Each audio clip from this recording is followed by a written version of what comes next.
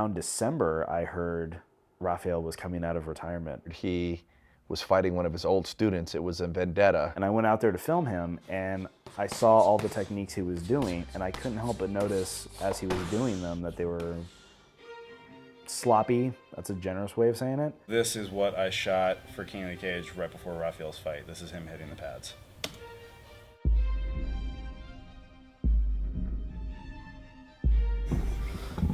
Oh, wow. This is knee bar setup. That is the worst thing I've ever seen. He left his leg on the inside of the knee bar. That's terrible. Yeah. So we know right then. I want to strike a lot, but I would like to submit him. I would definitely like to submit him, but I'd like to hurt him first.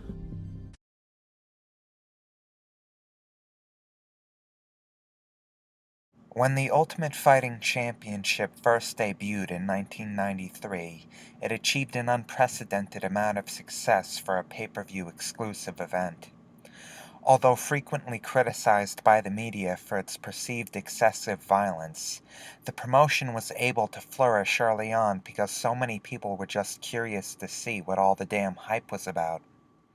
This initial success sparked a fad period for no-holds-barred fighting in general, with numerous copycat events such as the World Combat Championships and Battlecade Extreme Fighting vying to usurp the UFC as the white-knuckle event of bare-knuckle combat.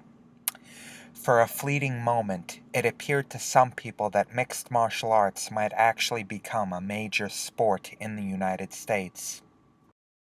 As the decade wore on, however, it quickly became apparent that MMA still had a ways to go before it could break into the mainstream. By the denouement of the 20th century, politicians looking to trick their voters into thinking they were accomplishing something worthwhile were able to bully many major pay-per-view providers into dropping the UFC and other no-holds-barred events. With the sport now essentially pushed into the dark, most casual fans just shrugged their shoulders and moved on with their lives, assuming that Ultimate Fighting had just been a mid-90s fad that had run its course. This left only the absolute most hardcore and passionate fighting buffs as the people keeping MMA alive in America. With the internet as their only means of following the sport, the fans during this bleak era of MMA were dedicated, knowledgeable, and very tight-knit, but still nonetheless not immune to charlatanism. Californian Rafiel Torre initially schmoozed his way into the online MMA community by boasting about a 14-0 record he supposedly had in underground pit fighting tournaments. Despite his lack of proof that these bouts occurred, a lot of people bought his story. Up until this point in the 90s, American MMA as a whole was a pretty unpolished and sloppily run operation, even back when the business was still making money. There are some UFC fights that are still unseen to this day because Semaphore Entertainment Group either didn't film them or didn't feel like editing them onto a VHS tape. On a lower level, it wasn't entirely uncommon for professional promotions to hold shows in middle school gymnasiums or the backs of gyms just on the mats without any rings to contain the action.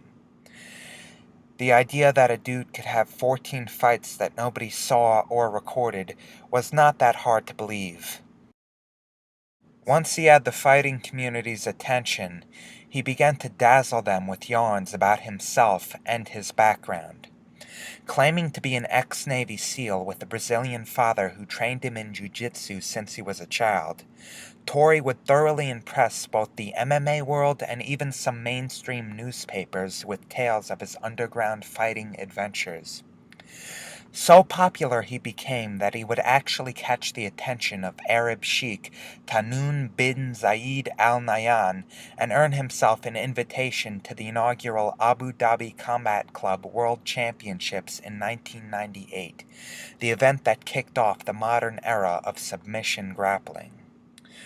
Although Torre would end up getting his pitiful ass kicked in under a minute by the eventual bronze medalist in the light heavyweight class, Bo Hirschberger, his credibility in the MMA world surprisingly did not diminish much. Becoming a news writer and broadcaster for the fledgling sport, he would be a mainstay in the fighting community for years.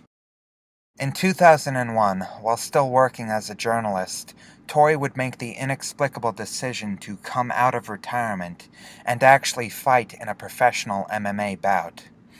The story was that he had some kind of beef with a former student of his, heavyweight Ioka Tainu, and that they wanted to settle the score in the ring. Meeting in King of the Cage 7, Wet and Wild, an event so named because it was held outside with no tent during a rainstorm, Torre would end up winning by knee bar after his former pupil appeared to deliberately feed him his leg. In one fell swoop, the supposed ex-underground fighter's credibility dive-bombed harder than Enron stocks, as people speculated whether or not he had paid his opponent to take a dive.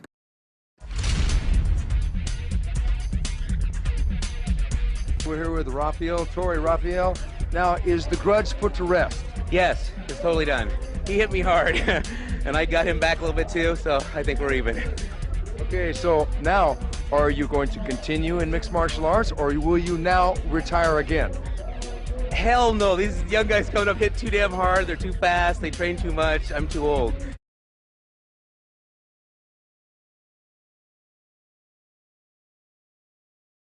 Torre probably assumed having a bout in a modern legitimate MMA promotion would aid the elaborate facade of toughness he constructed around himself, but in the end he only succeeded in obliterating his entire reputation.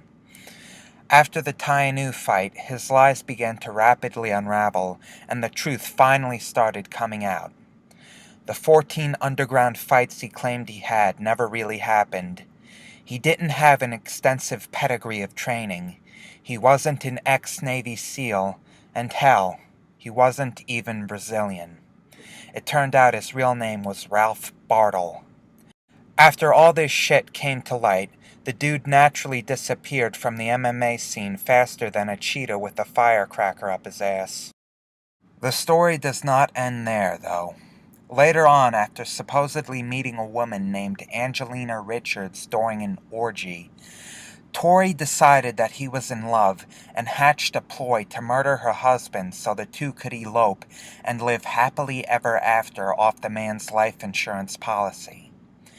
Initially, Torre contacted ex-Marine and UFC fighter Gerald Strabent to do the deed for $10,000, but the lightweight jiu-jitsu expert turned down the offer. With no recourse left, Torre decided to just execute the 32-year-old Brian Richards himself. How? Well, not with a gun, not with a knife, not with radiation, but rather with a rear-naked choke.